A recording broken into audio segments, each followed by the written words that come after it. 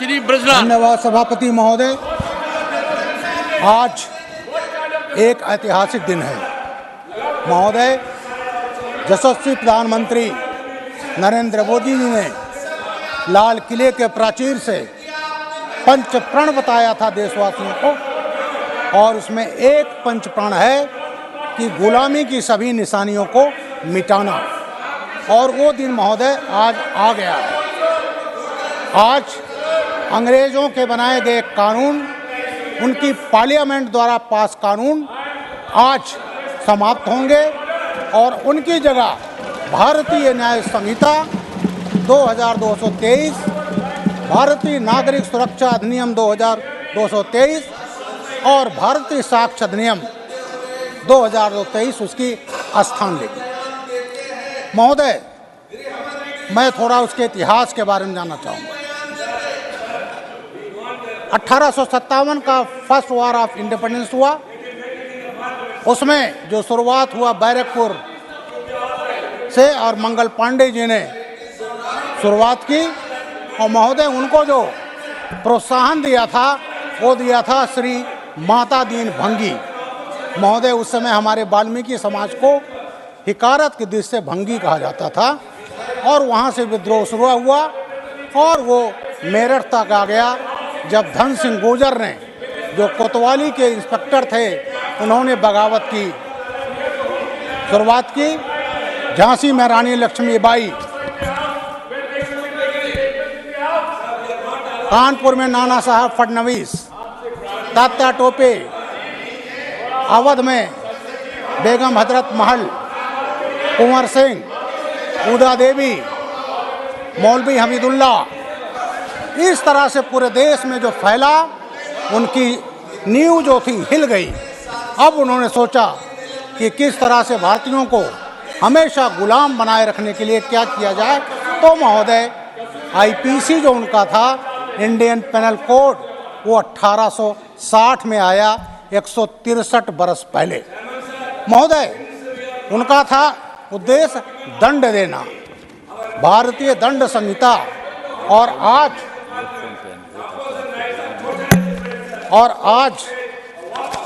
जो ये बिल आया है, इसका नाम है न्याय संहिता। हम दंड नहीं दे रहे हैं, न्याय दे रहे हैं। महोदय भारतीय संविधान बना और लागू हुआ 26 जनवरी 1950। कांग्रेस अपने कार्यकाल में इतने दिन रहे, इन्होंने इन गुलामी की निशान जो थे उनको मिटाने का कोई प्रयास नहीं किया। ये कानून जो आज माननीय अमित शाह जी, माननीय प्रधानमंत्री जी के नेतृत्व में ये लाए हैं, ये तो कब का समाप्त हो जाना चाहिए था, लेकिन इन्होंने कभी इसकी अपेक्षा नहीं की महोदय। उसके बाद अब ये जो कानून है, जो नया कानून हम ला रहे हैं, इसके एक समरी बताना चाहूँगा। सबसे पहले भारतीय न्याय संहिता महोदय, इसमें पहले 511 धाराएं थीं और अब कर गई हैं 358। 23 चैप्टर थे, अब हो गए हैं 20, और 22 सेक्शन और सब सेक्शन जोड़े गए हैं, 19 सेक्शन हटा दिए गए हैं। इसी तरह से भारतीय नागरिक सुरक्षा संहिता महोदय 1998 में बना था, सीआरपीसी, और अब वो भारतीय नागरिक सुरक्षा संहिता है। महोदय जब मैं होम अफेयर्स कमेटी में इस पर डिस्कस कर रहा था, तो कई पुराने कांग्रेस के मेंबर्स ने कहा, साहब ये भारतीय नागरिक सुरक्षा क्या है? नागरिक सुरक्षा मतलब सिविल डिफेंस। हमने कहा नहीं महोदय, सिविल डिफेंस नहीं। ये जो संविधान ने अधिकार दिए नागरिकों को, तो संविधान प्रदत्त जो अधिकार हैं उसी की सुरक्षा के लिए बना है नागरिक सुरक्षा संहिता अधिनियम। महोदय इसमें कुल 484 सेक्शन थे, 531 सेक्शन अब हुए हैं, और 37 चैप्टर पहले थे, 39 चैप्टर अब कर दिए गए हैं। इसमें 39 सबसेक्शन क्लॉजेज, 40 प्रोविजोज, 4 एक्सप्लेनेशन जोड़े गए हैं, और 177 सेक्शन को मॉडिफाई किया गया है। महोदय, इसी तरह से जो अंग्रेजों द्वारा पारित कानून था एविडेंस एक्ट 1872, वो कहलाएगा भारतीय साक्ष्य अधिनियम। उसमें 167 सेक्शन थे और महोदय अब उसमें 170 सेक्शन हैं, 2 सेक्शन, 6 सब सेक्शन और एक शेड्यूल उसमें ऐड किया गया है। अब महोदय मैं सबसे पहले आता हूँ भारतीय न्याय संहिता। महोदय, अंग्रेजों ने जो कानून बनाया, सबसे पहले उन्होंने उन धाराओं को रखा जैसे सरकारी अधिकारियों से विवाद, उन्होंने जोड़ा क्वाइन को गलत तरीके से बनाना, इस टाइप की चीज़ें उन्होंने जोड़ा। उनको जो सबसे बड़ा अपराध है मानव वध, महिलाओं और बच्चों के साथ व्यभिचार, वो उनके लिए प्रायोरिटी नहीं थी महोदय। इसलिए 302 जो है मानव वध, उसको स्थान मिला 302 पर, और व्यभिचार जो था, बलात्कार था, उसको मिला 376। महोदय, जो महोदय ये कानून आया न्याय संहिता, ये सबसे पहला चैप्टर जो है वो महिलाओं और बच्चों की सुरक्षा से संबंधित है। उनके विरुद्ध जो अपराध हो रहे हैं उसको रोकने, और हम उसको न्याय देना कहेंगे, क्योंकि सज़ा तो अंग्रेज़ों की शब्दावली थी। इसमें जो लाया गया है एक शब्द गैंग रेप। अगर 18 साल से कम महिला बच्चे के साथ गैंग रेप होता है तो इसमें फांसी तक की सज़ा का प्रावधान दिया गया महोदय। इसके अलावा अगर गैंग रेप होता है और किसी महिला जो 18 साल से ऊपर हैं तो उसमें आजम कारावास और 20 साल तक की सज़ा है। महोदय, एक महत्वपूर्ण शब्द जोड़ा गया है आतंकवाद। हमें इस बात का अफसोस है कि हमारे अपोजिशन के मित्र यहाँ पर नहीं हैं। आतंकवाद आज ये खाली देश के नहीं, पूरे विश्व की समस्या है, और हमारे प्रधानमंत्री जी विभिन्न मंचों से इसको हमेशा उठाते रहे हैं कि इस पर जीरो टॉलरेंस की नीति होनी चाहिए। महोदय, 1985 में बना था टाडा अधिनियम। ये था जब पंजाब में आतंकवाद फैल चुका था, हमारे एक प्रधानमंत्री जी की हत्या हो चुकी थी, और टाडा का हम लोगों ने, तब भी मैं सेवा में था, यंग एसपी, और हम लोगों ने इसका प्रयोग किया, और उस समय टेररिज्म को रोकने में बहुत बड़ा ये फायदेमंद रहा। महोदय, ये टाडा 1985 में कांग्रेस ने विड्रॉ कर लिया, रिपील कर दिया, जब इसकी हमें ज़रूरत थी। क्या ज़रूरत थी? 90 में कश्मीरी पंडितों, सिखों, हिंदुओं पर अत्याचार हो रहा था, नरसंहार हो रहा था, पलायन हो रहा था, कश्मीर में आतंकवाद पीक पर था। तब कांग्रेस पार्टी ने 1995 में अपनी तुष्टीकरण की नीति के तहत इस कानून को वापस ले लिया टाडा। महोदय, उसके बाद आता है माननीय अटल बिहारी वाजपेयी जी होते हैं प्रधानमंत्री। 2002 में पोटा लाया गया, प्रिवेंशन ऑफ टेररिज्म एक्ट। किस संबंध में लाया था महोदय? अभी हम लोगों ने 13 दिसंबर को शहीदों को दिया है, मैंने श्रद्धांजलि दिया है, जब पार्लियामेंट अटैक हुआ था और उन्होंने अपनी बलिदान देकर पार्लियामेंट की सुरक्षा किया था, सदस्यों की सुरक्षा किया था। उसके बाद जब लाया गया, ये हमारे विपक्षी उसको लाने के पक्ष में नहीं थे और राज्यसभा में वो बिल गिर गया था। उसके बाद ये तीसरा मौका था भारतीय संसद के इतिहास में, संसदीय इतिहास में, जब ज्वाइंट सेशन में राज्यसभा लोकसभा में पोटा पास हुआ, और पोटा पास हुआ। उसके बाद टेररिज्म पर रुकावट आई, आतंकवादियों में डर पैदा हुआ। लेकिन जैसे ही 2004 में मनमोहन सिंह जी के अंडर में सरकार आती है, वो पोटा वापस ले लिया गया महोदय। उसके बाद जो देश में आतंकवाद फैला महोदय, उसको बहुत ज़्यादा कहने की ज़रूरत नहीं, लेकिन मैं कुछ चीज़ें मैं ज़रूर कहूँगा। एक हमारे कांग्रेसी मित्र भी बैठे थे, अभी वो चले गए। 26/11 जब अटैक हुआ तो बॉम्बे गए और उन्होंने कहते रहे कि साहब ये तो पाकिस्तानियों द्वारा नहीं किया गया है, ये तो आरएसएस द्वारा किया गया है, बजरंग दल द्वारा किया गया है।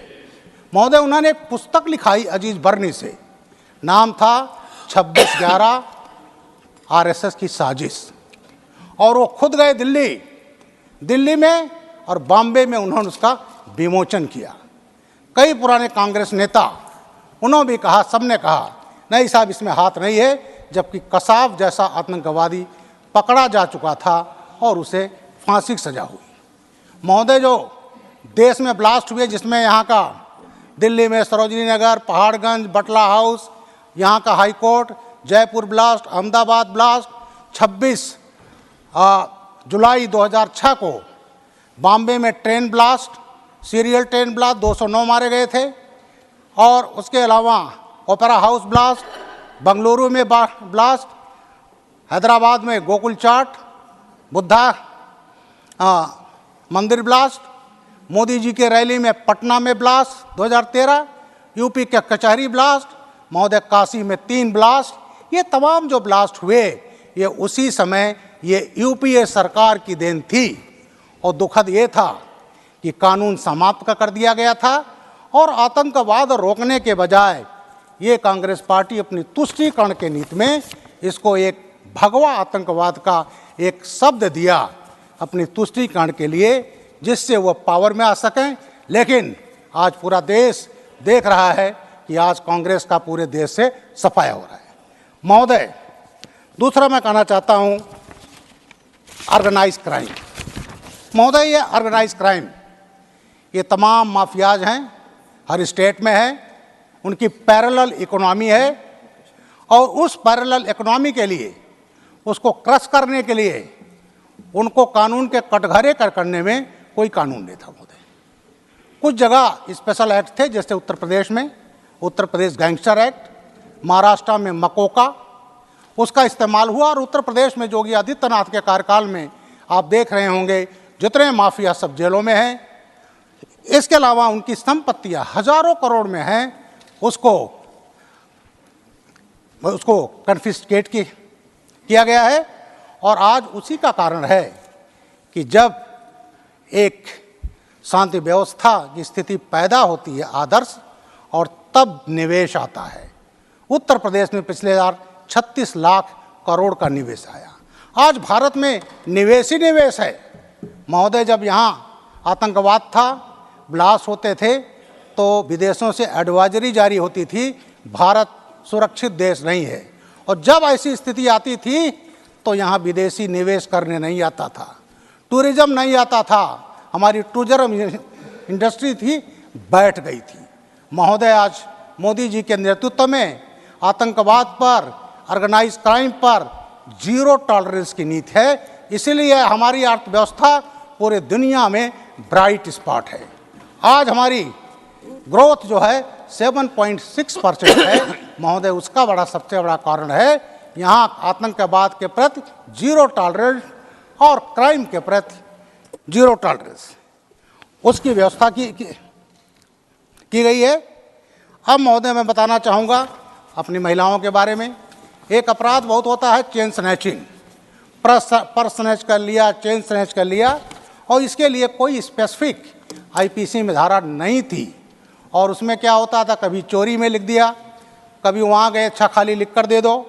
लेकिन अब उसके निदान के लिए, स्नैचिंग के लिए आईपीसी में एक अलग धारा लाई गई है। महोदय, ये स्वागत योग्य है। अब आता हूँ मॉब लिंचिंग।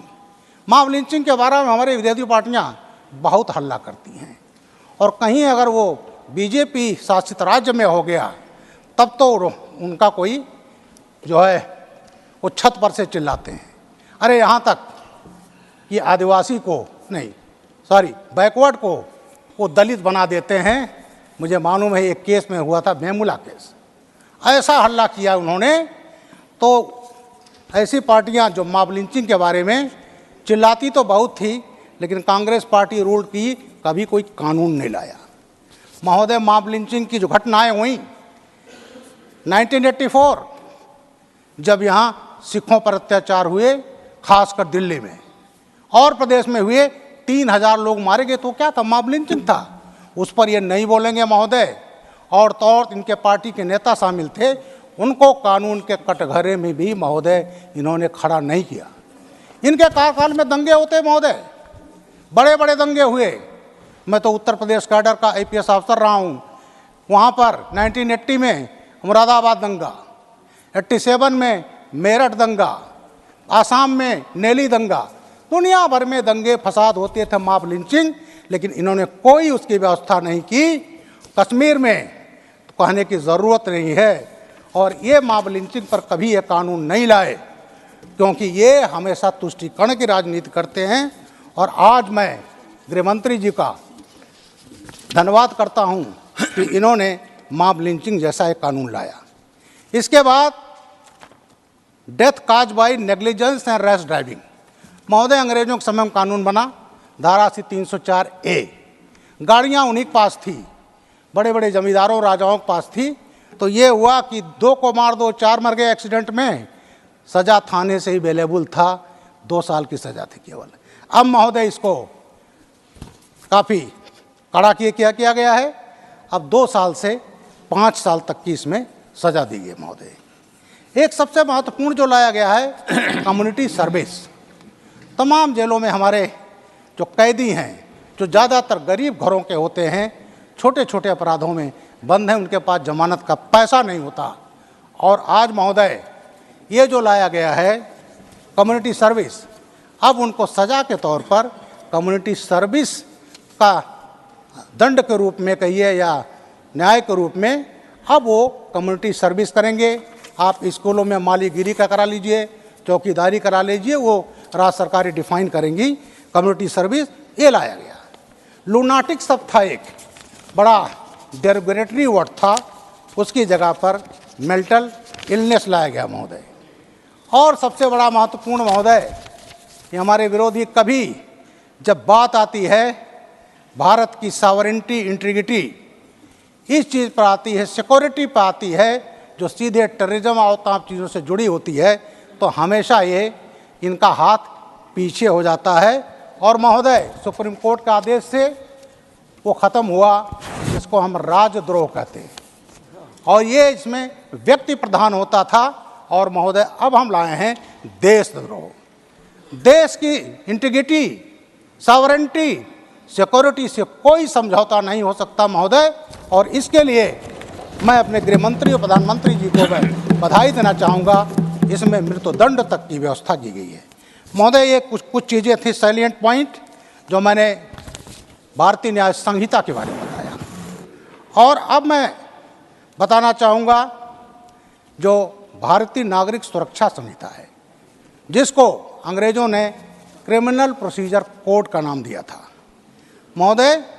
उसकी कितनी धाराएं बदली गई, कितनी जोड़ी गई, मैं पहले उसको बता चुका हूँ। इसमें एक महत्वपूर्ण चीज़ जोड़ी गई महोदय। एक नागरिक को बड़ी दिक्कत होती है FIR लिखाने की। लोग कहते हैं मेरी FIR नहीं लिखी जा रही है, और कहीं डिस्प्यूट हो गया जुरिडिक्शन का। आप प्रदेशों की बात जानिए, 2 प्रदेशों के बीच की, इवन जिलों में, तो उसको दौड़ना पड़ता था वो FIR कहाँ लिखा है महोदय। पहली बार आज इस नागरिक सुरक्षा संहिता में प्रोविज़न किया गया 0 FIR, घटना कहीं भी लिखा सकते हैं और 24 घंटे में वो FIR संबंधित थाने पर पहुंच जाएगा और उसका इन्वेस्टिगेशन देगा। इससे महोदय, इससे बड़ी राहत क्या हो सकती है, जो पहली बार इस कॉन्सेप्ट को कानून में लाया गया महोदय। FIR को इलेक्ट्रॉनिक तौर पर दर्ज करने का प्राविधान किया गया है। और महोदय एक अडल्ट्रेशन जो है, फूड, ड्रग, ये बहुत महत्वपूर्ण है। आज हम जो दूध पीते हैं या हम कोई सब्जी खाते हैं, हमें ये नहीं मालूम होता कि ये अडल्ट्रेटेड है कि नहीं है, लेकिन उसको बहुत कम महत्व दिया जाता था। उसमें मैक्सिमम सज़ा थी 6 महीने की। अब 6 महीने की मैक्सिमम है तो कोर्ट उसको महीने भर की दे दे, कुछ फाइन दे दे, लेकिन अब इसको कड़ा बनाया गया है। और इसमें महोदय जो 6 महीने का मैक्सिमम था उसको मिनिमम कर दिया है, मिनिमम 6 मंथ। और उसके बाद उसका जो अपराध है उसके अनुसार बढ़ाया जा सकता है। जुर्माना 25,000 तक इसमें कर दिया गया महोदय। एक सबसे बड़ा होता है जो पुलिस पर आरोप लगता है सर्च और सीजर कि साहब ये ट्रांसपेरेंट नहीं है, पुलिस ने इतना दिखाया, अपने पास रख लिया।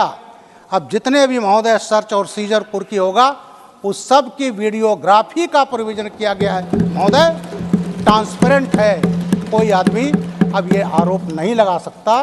तो ये ट्रांसपेरेंसी के लिए जो ये लाया गया वो बहुत बड़ा स्टेप है। उसके बाद महोदय एक सबसे बड़ा होता है फॉरेंसिक साइंस का इस्तेमाल। अभी हमारे यहाँ कन्विक्शन रेट बहुत कम है और जब तक पुलिस जाती है सीन डिस्टर्ब हो जाता है, हम वहाँ से फिंगरप्रिंट उठाते हैं और भेजते हैं, तब तक तमाम चीज़ें बदलाव हो जाता है। अब महोदय जहाँ 7 बरस से ज़्यादा की सज़ा होगी वहाँ फॉरेंसिक टीम का जाना मस्ट है। ये इस कानून में प्रोविज़न सभापति महोदय किया गया है और इसके लिए हर जिलों में फॉरेंसिक लैब की वैन चलेगी। इसके लिए 2000 करोड़ की व्यवस्था की गई है। सभापति महोदय, नेशनल फॉरेंसिक साइंस यूनिवर्सिटी है और 7 स्टेट यूनिवर्सिटीज़ खोली गई हैं, 2 ट्रेनिंग सेंटर हैं महोदय। इसमें 35,000 साइंटिस्ट और फॉरेंसिक एक्सपर्ट्स ट्रेंड होंगे और कुछ ही वर्षों में महोदय हम पूरे देश में फॉरेंसिक के एक्सपर्ट पहुंचा देंगे और वो वैन पहुंचेगी, जांच होगी और कोर्ट में जाएगा, डिजिटल तरीके से जाएगा और कन्विक्शन रेट हमारा जो लक्ष्य है, जो हमारे गृह मंत्री जी ने रखा है 90%, उसको हम ज़रूर प्राप्त करेंगे महोदय। दूसरा आता है महत्वपूर्ण केसेज में जांच डिप्टी एसपी या उससे उच्च अधिकारी को दी जा सकी है, इसका प्रोविजन किया गया। एक महत्वपूर्ण होता है इन्वेस्टिगेशन में डिले। अब एफआईआर कायम हुआ तो 90 दिन में चार्जशीट लगाना अनिवार्य किया गया है और यदि किसी कारण 90 दिन में चार्जशीट नहीं लगाई जाती तो कोर्ट के आदेश से उसमें 90 दिन और बढ़ाया जा सकता है, लेकिन 180 दिन में चार्जशीट लगना अनिवार्य है। सभापति महोदय, इसके अलावा जब पुलिस चार्जशीट भेजती थी कोर्ट में पड़ा हुआ है, चार्ज फ्रेम नहीं हो रहा है, लेकिन अब महोदय जब चार्जशीट चली गई तो कोर्ट के लिए अनिवार्य होगा 120 दिन में चार्ज फ्रेम करें और उसका ट्रायल शुरू। ट्रायल जब शुरू होता था तो ज़्यादातर जो डिफेंस के वकील होते थे उनकी तबीयत खराब हो जाती थी महोदय। 2-2 दर्जन 3-3 दर्जन अर्जेंटमेंट लिए जाते थे और वो पीरियड ऐसा होता था जो दबंग होता था, माफिया होता था, वो जो है गवाह तोड़ लेता था, धमका लेता था, विन वॉर कर लेता था। और अब जो प्रोविजन आया है कि 2 से ज़्यादा स्थगन आदेश अर्जेंटमेंट नहीं लिया जा सकता, इसलिए ट्रायल में तेजी आएगी और पीड़ित को न्याय मिलेगा। महोदय, कोर्ट्स में केस की सुनवाई खत्म हो गई, जजमेंट रिजर्व्ड पड़ा हुआ है। अब जो प्रोविजन किया गया है अदालत के लिए, न्यायालय के लिए कि जब सुनवाई खत्म हुई तो 30 दिन के अंदर जजमेंट देना होगा महोदय। इससे आप देखेंगे कि एक तो जो न्यायालय में मुकदमे का भार कम होगा, क्योंकि हम समरी ट्रायल लाए हैं, तमाम केसेस समरी ट्रायल में ख़त्म हो जाएंगे 40%। और अब जो हमारे न्यायालय हैं उन पर वो बोझ नहीं रहेगा और जो जघन्य केस हैं उस पर जो उनको समय दे सकेंगे उसका होगा। और एक जो अपेक्षा की गई और वो 100% सही होगी कि हम 3 साल में से ज़्यादा कोई भी केस न्यायालय में पेंडिंग नहीं रहेगा महोदय और न्याय होगा। आज 20-20 साल से केसेस पड़े हैं महोदय। एक मैं केस जाऊँ, सब जानते होंगे, बेहमई केस वो हुआ था वैलेंटाइन डे 14 फरवरी 1981 महोदय। मैं बगल के ज़िले में एडिशनल एसपी था जालौन में। उस केस में आज तक महोदय जजमेंट नहीं आया है। 38 मुलजिम थे, 38 में करीब 34 इनकाउंटर में मारे गए या मर गए, केवल 4 बचे हैं और आज तक जजमेंट नहीं आया है। और महोदय जो उसकी मेन अभियुक्त थी वो सांसद भी बन चुकी उनकी हत्या भी हो चुकी, लेकिन 4 बच्चे हैं और जो मेन मान सिंह बचा है जिनका हस्बैंड था, आज तक नहीं हुआ। एक पार्टी ने माननीय बनाया उन्हें, और महोदय न्यायालय से जो पुलिस की केस डायरी गायब कर दी गई। अब वहाँ पर फोटोकॉपी तो है, लेकिन जज साहब हिम्मत नहीं कर पा रहे हैं, तो आज 40 वर्ष से ऊपर समय हो गया महोदय। तो ये स्थिति आज जो नया कानून आ रहा है उसमें अब ये नहीं होगा। गवाहों की सुरक्षा का प्राविधान किया गया महोदय। दूसरा, हमारे थाने जो केस प्रॉपर्टी पकड़ी जाती थी, गाड़ी पकड़ी जाती थी, एक्सीडेंट में गाड़ी टूट गई, तो हमारे थाने जंक यार्ड बन जाते थे महोदय, और उसके डिस्पोजल की सुविधा नहीं थी, क्योंकि जब तक कोर्ट में केस चल रहा है, अपील में है, तब तक उसका डिस्पोजल नहीं हो सकता महोदय। अब जो किया गया है कि वो जो प्रॉपर्टी है उसका वीडियोग्राफी होगा, डिजिटल, उससे उसको कोर्ट में दिया जाएगा, और वो प्रॉपर्टी अब ऑक्शन हो सकती है, हमारे खजाने में पैसा आएगा, और थाने जो हमारे हैं वो जो जंकयार्ड बन चुके थे इससे मुक्त होंगे महोदय। लोक सेवक के खिलाफ चार्जशीट, सीनियर अफसरों के खिलाफ मुकदमा कायम हुआ, चार्जशीट लगनी है, लेकिन गवर्नमेंट का सैंक्शन जरूरी है। जो जिनके संबंधित सरकारें होती थी तो वो सरकारें सैंक्शन नहीं देती थी महोदय, पड़ा हुआ आप लिखते रहिए। सीबीआई चार्जशीट स्तर पर पहुंच गई, राज्य सरकारें उसमें अनुमति नहीं दे रही हैं। अब किया गया है कि अगर 120 दिन में सैंक्शन नहीं मिलता तो मान लिया जाएगा it is a deemed sanction, और उस भ्रष्ट लोक सेवक के खिलाफ चार्जशीट महोदय लगाई जा सकती। एक महत्वपूर्ण प्रश्न हमेशा कंट्रोवर्सी रही, हथकड़ी लगाना महोदय। मैं तो खुद पुलिस अधिकारी रहा हूँ, आज तमाम होता है कि हथकड़ी ना लगाने के कारण मुलजिम एस्केप हो जाता है, और पुलिस के जो जवान होते हैं उनके खिलाफ 224 IPC का मुकदमा कायम होता था। अब महोदय इसमें हथकड़ी लगाने का प्रोविज़न इसमें किया गया है, आर्थिक अपराधों को छोड़कर जो जघन्य केस के अपराधी हैं। ये सर मैं जल्दी से समाप्त कर रहा हूँ महोदय। और प्रोक्लेम्ड ऑफेंडर, ये बड़ा महत्वपूर्ण है महोदय। बड़े बड़े अपराधी क्राइम किए और बैठे हैं, उनका चूंकि यहाँ उपलब्ध नहीं है, उनका ट्रायल नहीं हो पाता था। अब महोदय ट्रायल इन एब्सेंसिया हो सकता है, उनको सजा दी सकती है, उनकी प्रॉपर्टीज अटैच की जा सकती है। तो ये महोदय जो प्रोविज़न लाया गया है ये बहुत ही महत्वपूर्ण है। अब थोड़ा सा समय दे दीजिए, मैं साक्ष्य अधिनियम पर कुछ बोल दूँ। तीसरा अधिनियम है महोदय भारतीय साक्ष्य अधिनियम 2023। इसमें जो है तमाम गुलामी के काल के आकार के शब्द थे। क्या थे? Parliament of UK, notification by crown representative, any dominion, colony, possession of her majesty or privy council, her majesty's government and possession of British crown, all that जो कॉलोनियल वर्ड थे इसमें एविडेंस एक्ट में उस सबको निकाल दिया गया महोदय। ये गुलामी के चिन्ह जो थे ये समाप्त हो गए हैं। दूसरा महोदय सबसे महत्वपूर्ण है जो इलेक्ट्रॉनिक एविडेंस हैं। आज हर चीज़ में क्राइम होता है कहीं ना कहीं।